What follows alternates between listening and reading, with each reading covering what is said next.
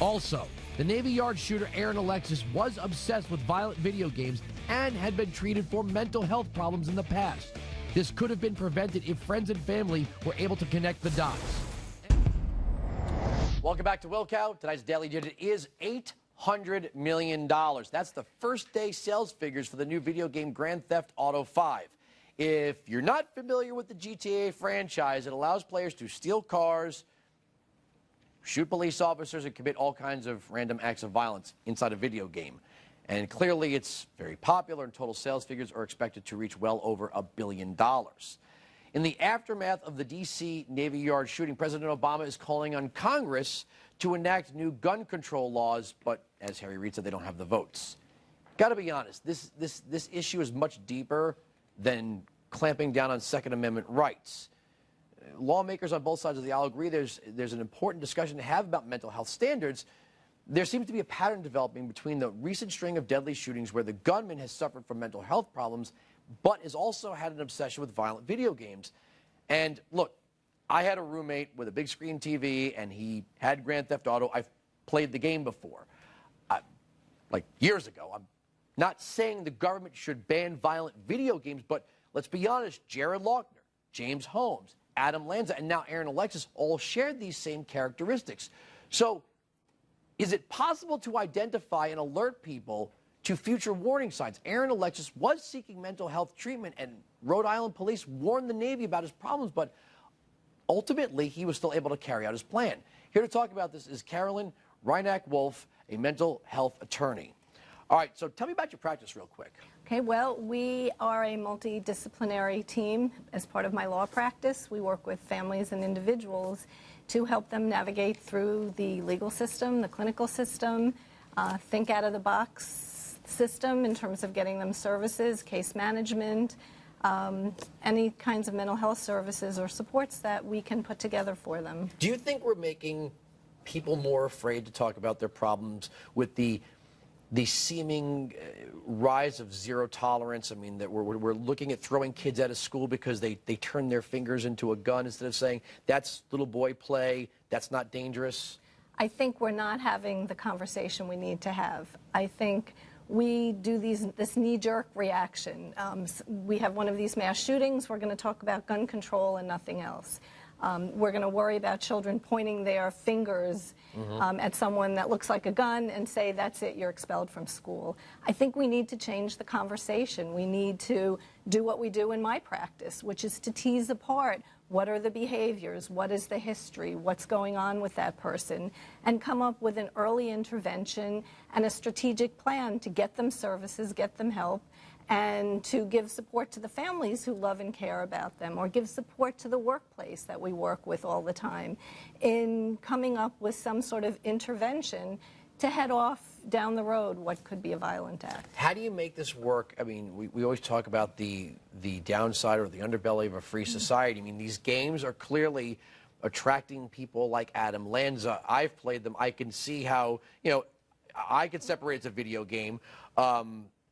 How do we make this work in a free society where most people volunteer to speak to someone who's a mental health professional? Or how do we, I mean, what are we going to do? Set up a system where you have to show your mental health records to buy a video game? How do you make this forward-thinking view you just described work with people's civil liberties? Okay, I think we have to change that conversation too. I think we have come to the point where we need to figure out how we're going to better balance privacy and individual rights with safety of the individual and safety of the community at large.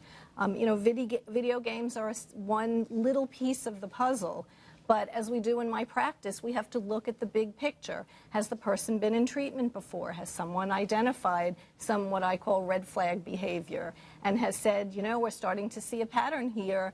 Maybe we should look at what the underlying issues are and what the underlying problems are, and then bring services to bear, as we do in my practice every day. Red flag behavior. I mean, do we want coworkers sitting across cubicles, observing each other's behavior? I mean, that's another question I have is, who determines behavior to red flag? Okay, well, after Virginia Tech college campuses some of whom already had these programs, but not in the amounts of numbers that they have now. And we work with colleges all the time to set up what are called behavioral intervention teams or threat assessment teams.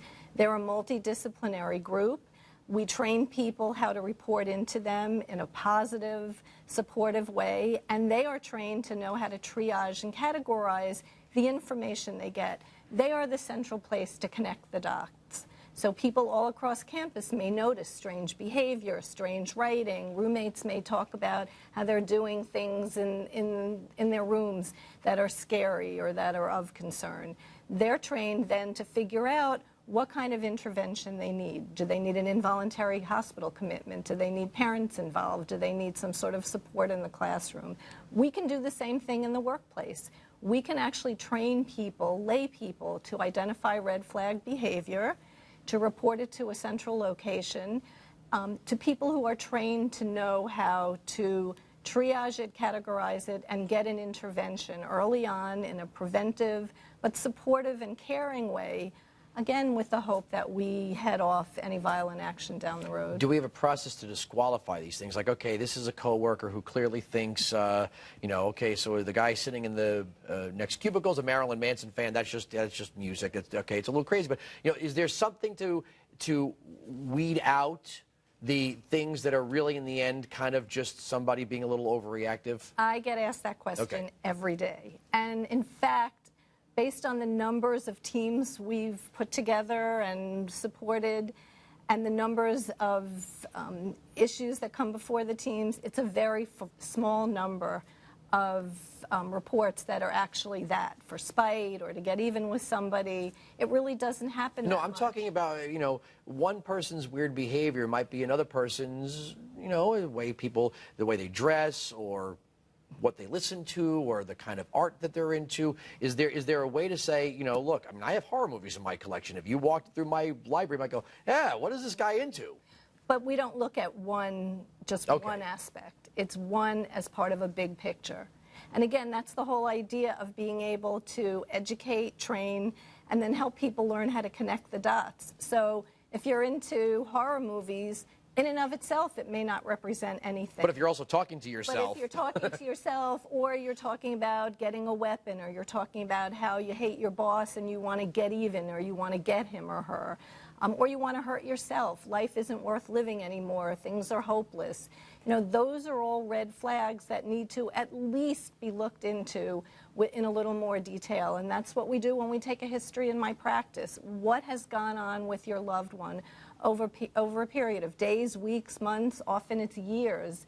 And then how do we figure out what aspect of the mental health system or the healthcare system in general or the legal system or sometimes, unfortunately, the criminal justice system, what services can we bring to bear in order to get someone the treatment that they need? Now, where do you see the management of this and the funding? Federal, state, local, campus-based?